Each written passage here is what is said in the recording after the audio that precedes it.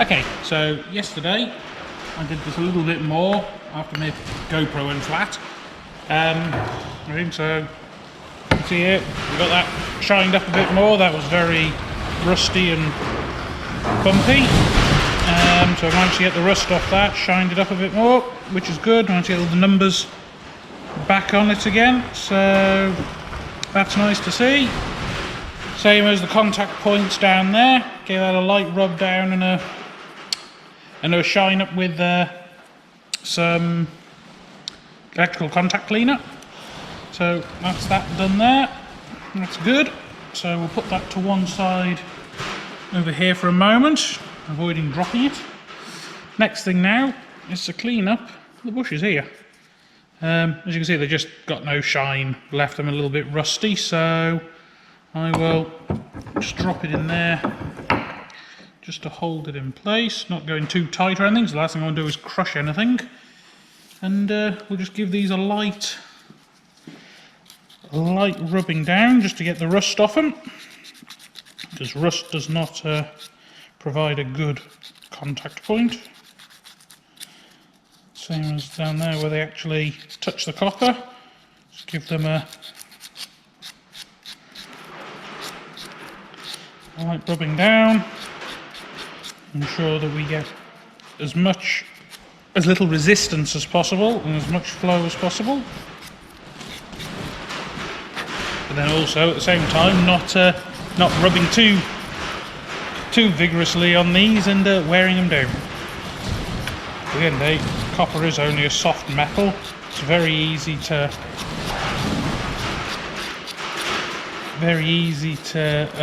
wear away.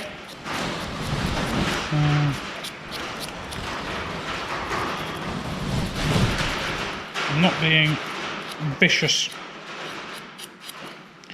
with this. I am literally just trying to scrape the dirt layer off it.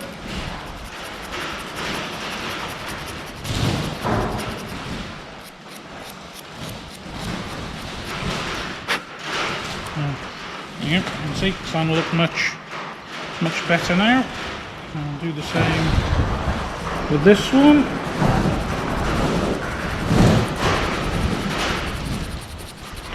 I mean, there'll probably be people looking at this and thinking, oh, we shouldn't be doing that, or that's not a good idea, or whatever. Yeah, there probably are better ways to do this. There'll be some that will use maybe chemical cleaning instead of abrasive cleaning, which is what this is. It's just abrasive cleaning. I'm using a rough surface to scratch the dirt off and rub it back down to a non-oxidized, a non-rusty layer.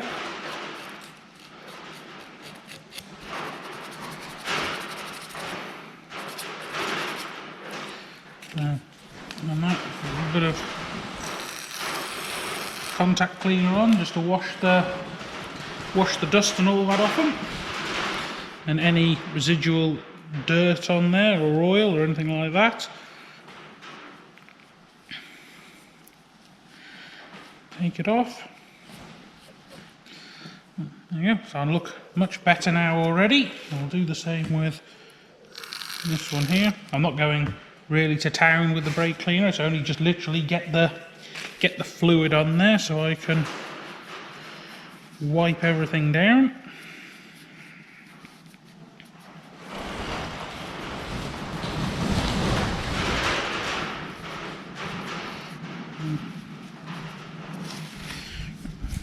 There we go.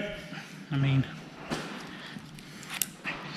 when you look here now, we've got comparison going on. So obviously these are the ones I've just done up, and these are the ones that are waiting to be done up. As you can see, they look dark, they look dirty, they've got rust marks on them and all that. These are much cleaner, shinier, don't have the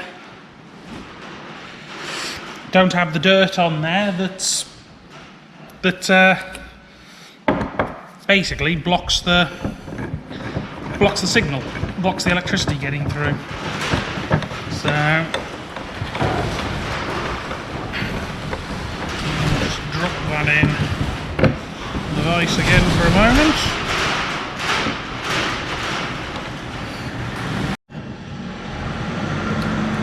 Right. Okay, so we're back to it again now. No, not that. So we'll give these ones here the same treatment.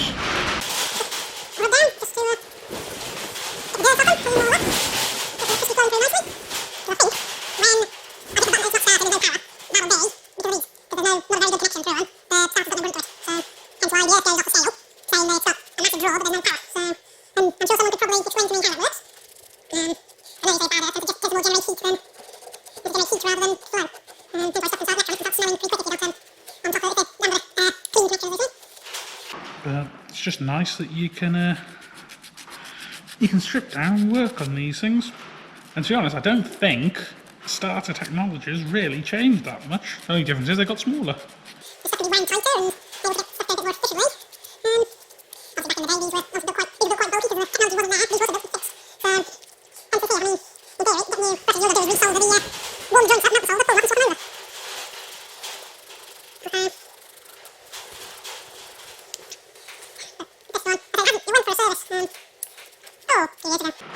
So I took her off-roading once before, and she went down in the water, and the starter never worked after that, really.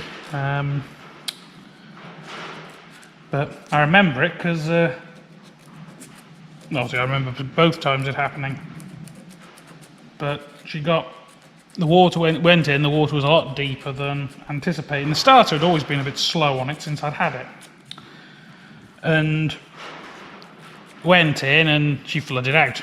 So got towed, pulled back out, and the marshals don't really understand the vehicles too well. They just know, they said, oh, that's it, you're knackered now, you're going to have to be towed back and all that. I said, no, I said, I'll get her going again. He said, no, you won't, that won't start now at all. I said, oh, okay. So we sprayed water over the electronic bits on it, on the distributor and all that. And I said, right, we'll get the starting handle out, turn her over a couple of times, make sure water's not in the cylinders, so we don't get any hydraulicking on it. She turned over, that was fine. I was like, right. Said the ignition on. My friend put the ignition on, so just set the revs a little bit, because hopefully if she wakes up, she'll probably be a bit spluttery till everything dries out. I gave one flick of the handle and she started up straight away and was popping away to herself quite happily. I said, there you go. And the marshal looked at me and said, oh right, I didn't think it would have survived that.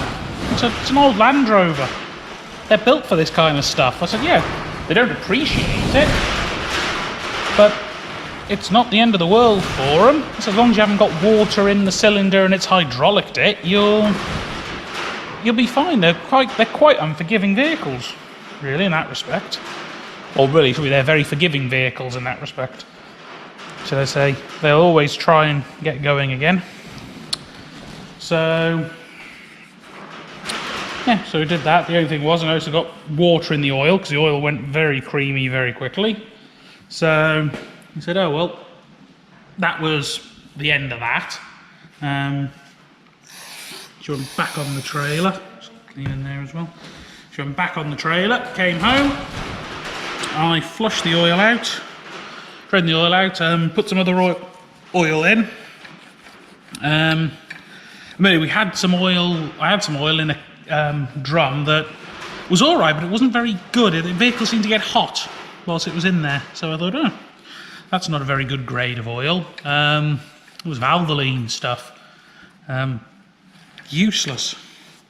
But I thought, it'll do for what I want, so I put it in her and ran her up, and within a few minutes the oil was steaming, because the oil didn't seem to transfer heat very well. It seemed to get very hot very quick. I thought, it's oil in the engine, we'll let it run and dry it out. So that's what I did. Right. Okay, that's the one with the spring's got a tiny bit of tension on it, so hopefully that might be alright. Just got to be gentle with these other springs so I don't want them snapping. In fact, what I might do, let's just put just the tiniest little bit of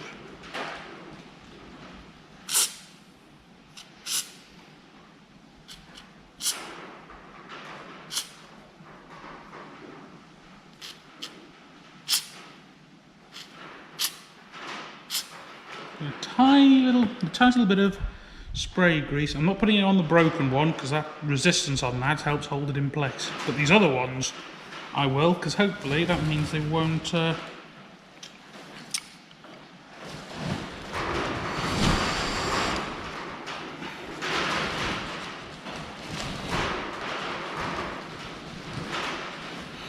snap. Hope.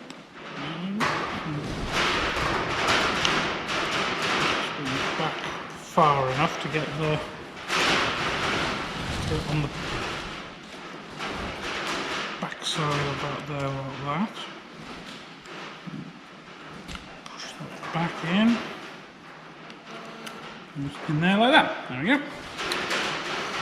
Got to be very careful. I don't want any of my gloves to snap off into there because obviously that won't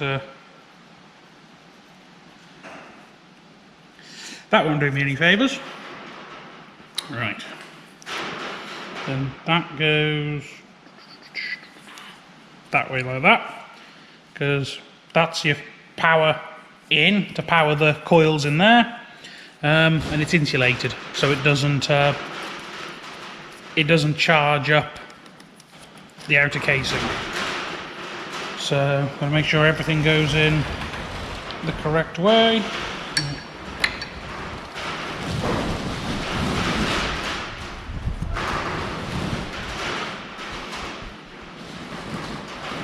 That one there.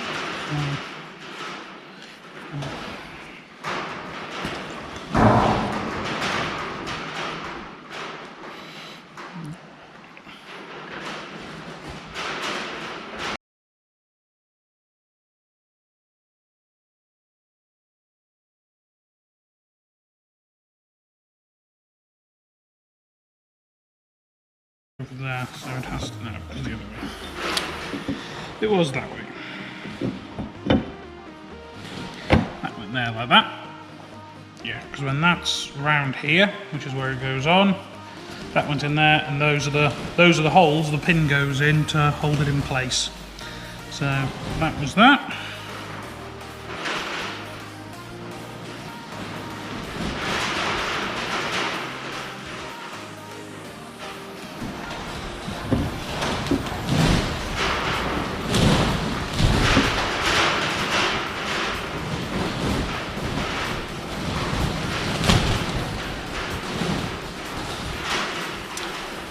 Okay, so now we can put it back in. Like that, all the way down.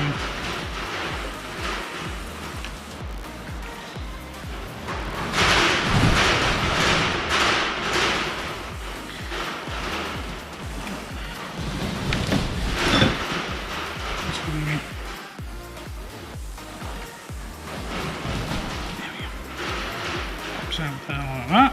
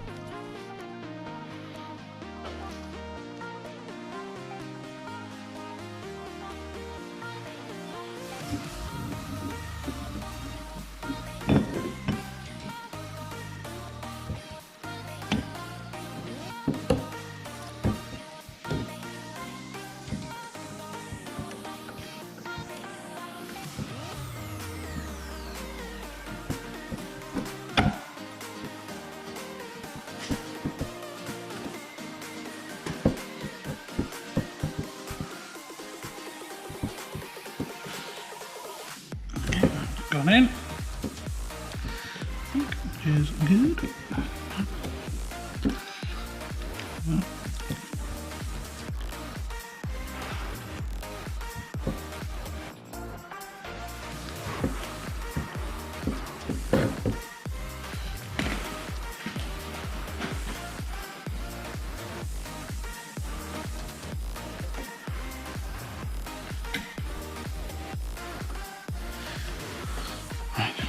We do the other one.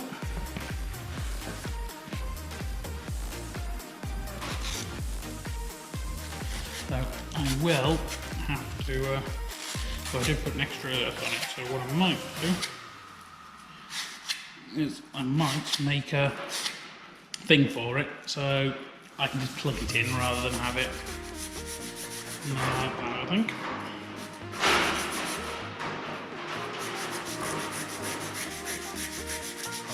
Let's just get the rust off this.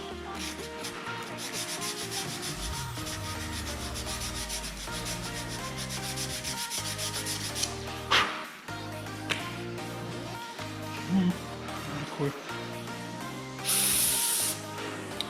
Yeah. Light oiling. That's that done. I am now just going to quickly make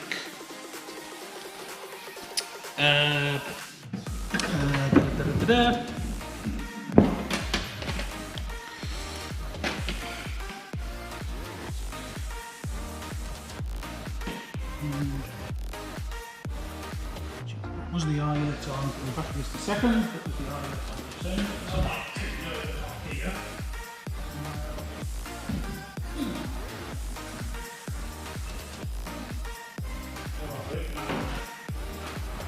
Cut it off there, leave anything there.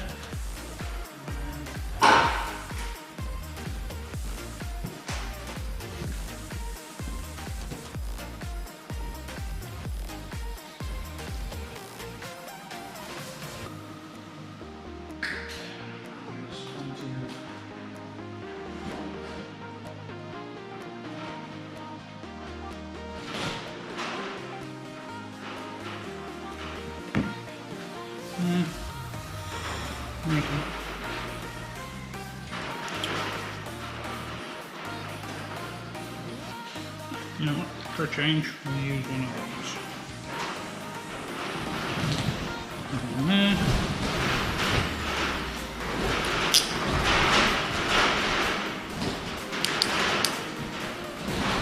And then, yep.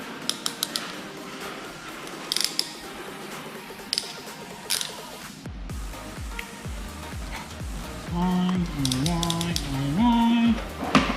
You insist on being a pain in the ass all your life.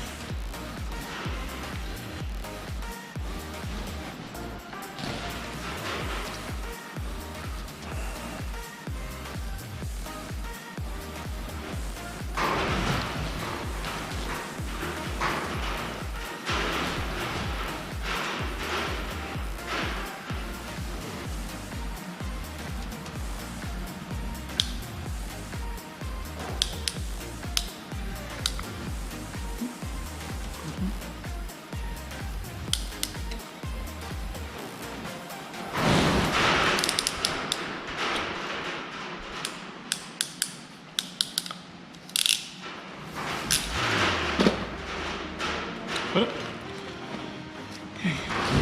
Put a bullet on the other end. So rock and roll.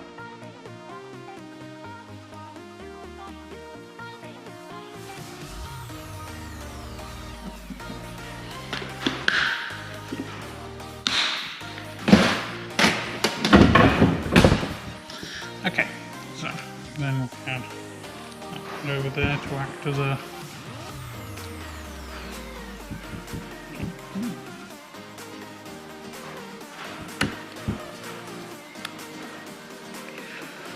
and I'll take that, put that through there like so.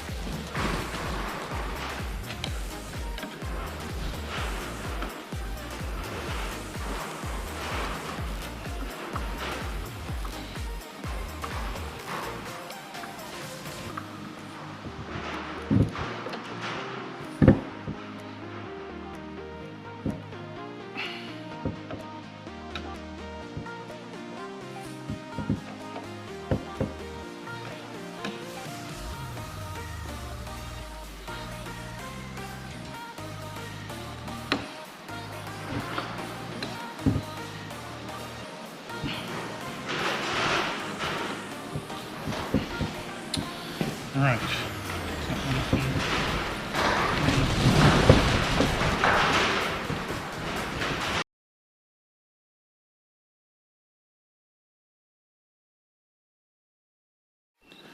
Right, we seem to be having some technical problems with the GoPro at the minute, as it keeps turning itself off and overheating. So we're going to quickly crack on, try and get the starter back in. Now it's all done up over there. So let's get it back in place. Ring up off the floor because I need to go back on. Okay, so the O-ring, and a quick wipe down. Yeah. It's not anything for holding oil or anything like that back, it is just a buffer between the starter and the sleeve it sits in. Just take vibration on that outside.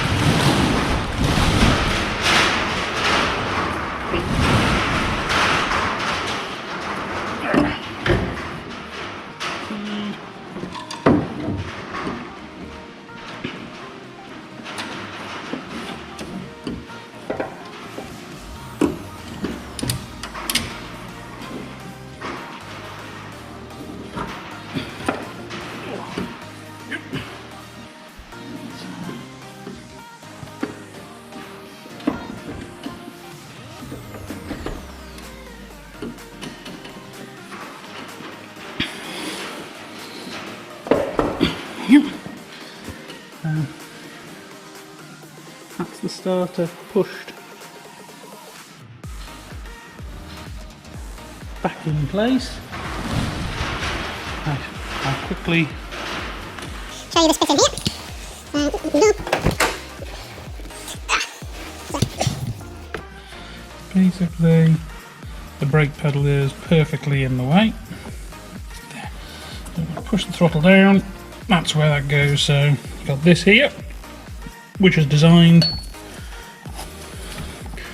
just to go in there.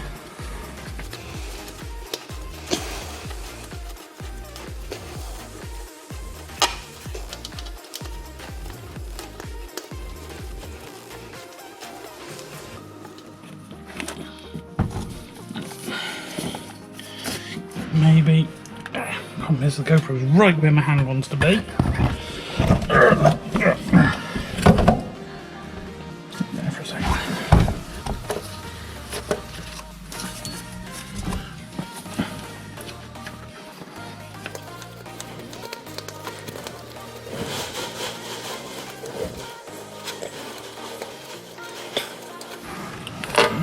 Yeah.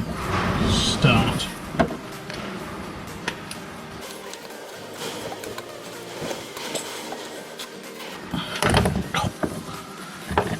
Screwdriver and just make sure the starter is actually square in there.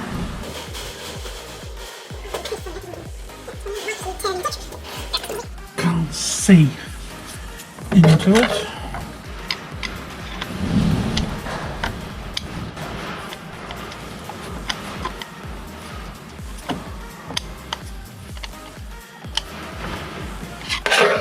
Feels like it's there, so why? You actually start and go in.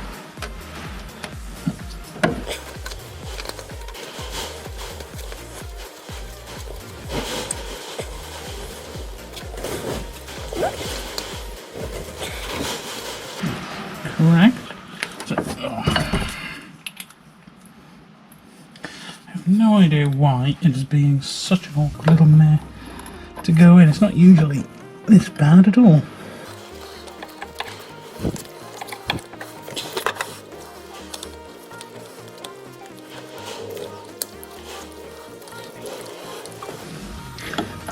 Yeah, it has. So I'll just go outside and give the starter a little wiggle to make sure that it...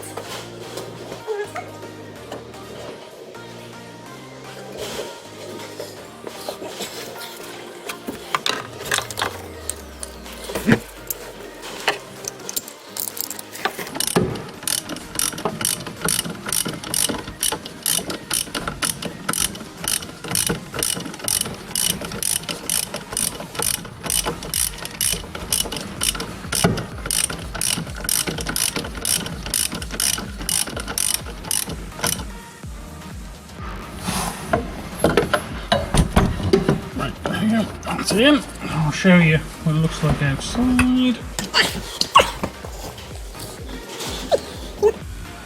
Just so there's the starter, there's the collar there, and there is the bolt. That's all the way in. So starter, yeah, not a tight fit because they aren't, but it won't come out, which is the main thing. So yeah, we got that done. Now it's just a case of put the last bits and pieces back on again. That's what I put on the wire a minute ago, so I can just plug it straight on there, clip it on there without any issues. Just got like that. Like that. Right, we'll see if we can get. Of course, it's one thing getting it lined up when you got space down there to line it up. It's another thing trying to line it up. Actually, to be honest, it will just be easier from underneath, I think. So.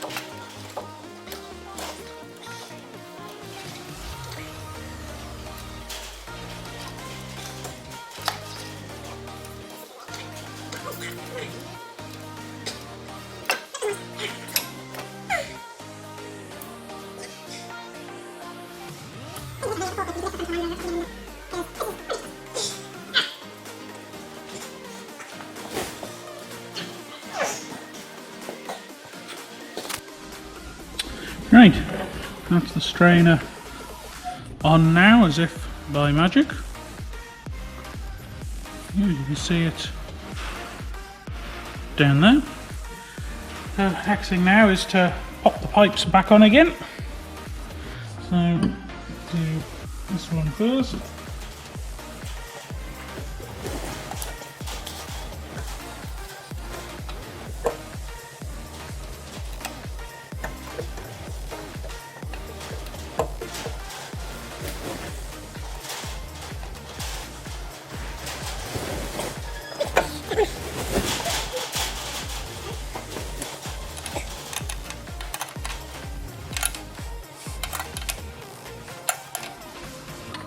Half expect to do all this and the starter be no better or not work at all, because that's usually what tends to happen with anything I touch. If anyone's gonna kind of in the terms of knowing what they're doing and have no clue as to what they're doing, you'll find me.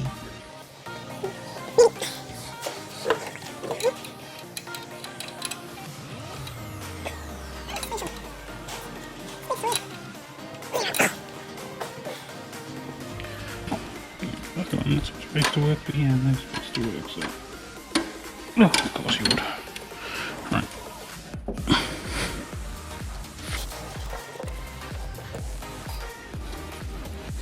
You've unplugged, well that's a good thing, because I need you out of the way.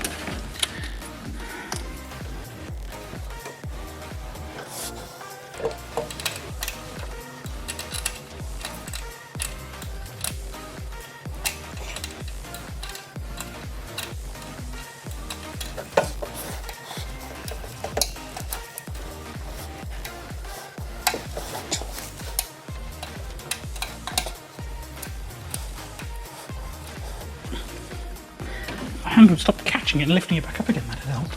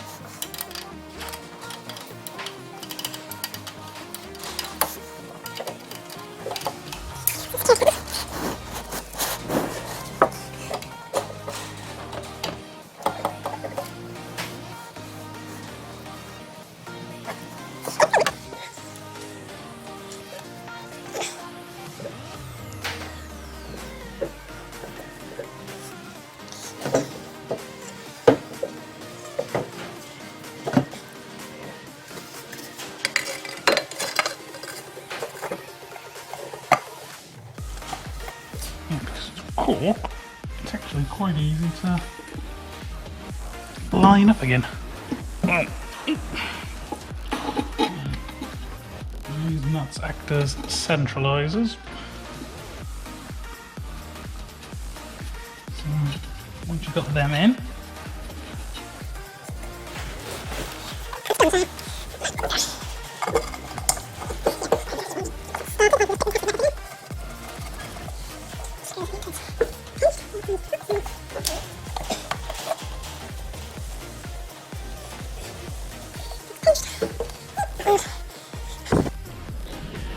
right, place your bets. Did I do anything, or have I just wasted my time?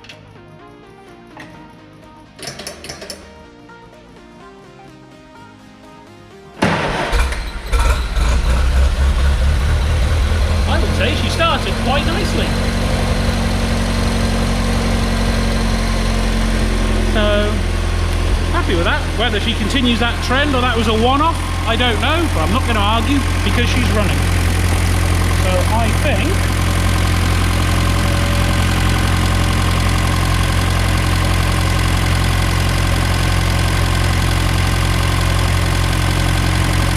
starter, get a tick next to it. The date today is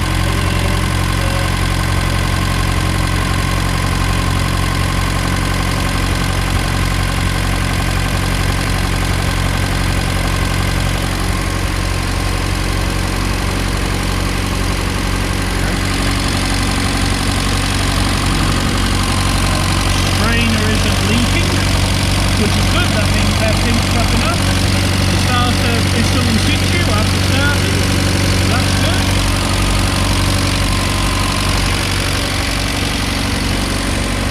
I would say that's a successful job. Right. Right, so there we go. If you fancy seeing more of me making a complete hash of doing maintenance on vehicles, or sometimes actually working correctly, why not hit that subscribe button and you get to see more of me working on other vehicles. I'm about to go through a state of working on the vehicles again. The Land Rovers are getting a bit more of a looking in at the moment now, so you'll see more work on both the Series 1 here and the 101 behind it. But yeah, if you could hit the like button, that would be much appreciated. If you've got a comment you want to make on my maintenance, you're more than welcome to. As I said, if you hit subscribe, you'll keep up to date with whenever Makin'Trax is either working on vehicles, going out and about in them, or at events. So, yeah, right, cheers.